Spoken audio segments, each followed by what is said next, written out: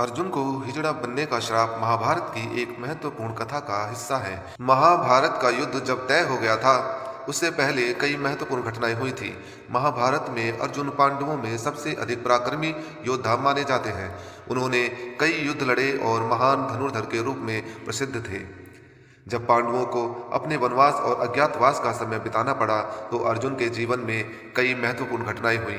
इस दौरान उन्होंने कई असाधारण शक्तियों और दिव्यास्त्रों का अर्जन किया। अज्ञातवास के समय पांडवों को पहचान छुपाकर एक वर्ष बिताना था, ताकि वे अपने कौरव शत्रुओं से बचे रहें। इस अज्ञातवास के दौरान अर्जुन को हिजड़ा बनने का श्राप विशेष रूप से महत्वपूर्ण था, क्योंकि इस श्राप की वजह से अर्जुन ने किन्नर वेश धारण कर अपने अज्ञातवास की योजना को सफल बनाया। यह श्राप अर्जुन को उस समय मिला जब पांडव वनवास में थे। एक बार अर्जुन इंद्रलोक की यात्रा पर गए थे, जहां उनकी मुलाकात उर्वशी नामक अप्सरा से हुई। उर्वशी अत्यंत सुंदर थी और उसकी सुंदरता के चर्चे पूरे इंद्रलोक में थे। जब उर्वशी ने अर्जुन को देखा तो वह उन पर मोहित हो गई। उर्वशी ने अर्जुन के प्रति प्रेम प्रस्ताव रखा और उनसे विवाह की इच्छा प्रकट की, लेकिन अर्जुन ने उर्वशी के इस प्रस्ताव को विनम्रतापूर्वक ठुकरा दिया। अर्जुन ने उर्वशी से कहा कि वह उनके पूर्वजों की पत्नी है, क्योंकि उर्वशी ने उनके पूर्वज राजा पुररवा के साथ विवाह किया था। अर्जुन ने उर्वशी को अपनी माता के समान आदर दिया और उनका प्रस्ताव अस्वीकार किया। अर्जुन की इस विनम्रता और नैतिकता के बावजूद उर्वशी को अपमानित महसूस हुआ और उसने अर्जुन को श्राप दे दिया कि वे एक वर्ष तक हिजड़ा बने रहेंगे। उर्वशी के श्राप से अर्जुन दुखी हो गए, लेकिन वे जानते थे कि श्राप अटल होता है और उसे कोई भी टाल नहीं सकता। उन्होंने इंद्र से इस श्राप के बारे में बताया। इंद्र ने अर्जुन को सांत्वना दी और कहा कि यह श्राप उनके भविष्य के लिए लाभदायक सिद्ध होगा। अज्ञातवास के समय जब पांडवों को अपनी पहचान छुपाकर रहना था, तब यह श्राप अर्जुन के लिए वरदान साबित हुआ। अज्ञातवास के समय अर्जुन ने ब्रह्नला नामक किन्नर का रूप धारण किया और राजा विराट के महल में संगीत और नृत्य सिखाने वाले के रूप में काम किया। ब्रह्नला के रूप में अर्जुन ने अपनी पहचान को छुपाकर कौरवों से बचे रहने में सफलता पाई।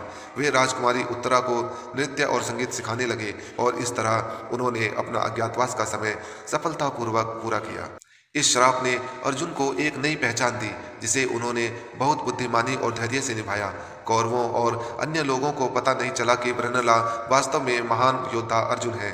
यह घटना पांडवों के अज्ञातवास का एक प्रमुख हिस्सा है, क्योंकि अगर कौरवों को उनकी पहचान का पता चल जाता तो उन्हें पुनः 12 वर्षों का वनवास झेलना पड़ता। जब अज्ञातवास का समय पूरा हुआ और कौरवों के साथ महाभारत युद्ध की तैयारी शुरू हुई, तब अर्जुन ने ब्रह्नला के रूप से अपनी मूल पहचान अर्जुन के रूप में वापस लौट आए। उर्वशी का श्राप केवल एक वर्ष के लिए था, इसलिए अज्ञातवास की अवधि समाप्त होने के बाद अर्जुन पुनः अपने असली रूप में आ गए और महाभारत के युद्ध में अपनी वीरता का प्रदर्शन किया।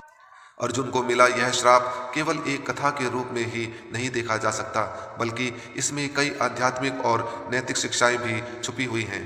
अर्जुन ने उर्वशी के प्रेम प्रस्ताव को अस्वीकार करके यह साबित किया कि नैतिकता और आदर्शों का पालन करना कितना महत्वपूर्ण है। एक योद्धा के रूप में अर्जुन ने सदैव धर्म का पालन किया और महिलाओं का सम्मान किया। इस श्राप ने अर्जुन को यह भी सिखाया कि जीवन में कठिनाइयों का सामना धैर्य और साहस के साथ करना चाहिए।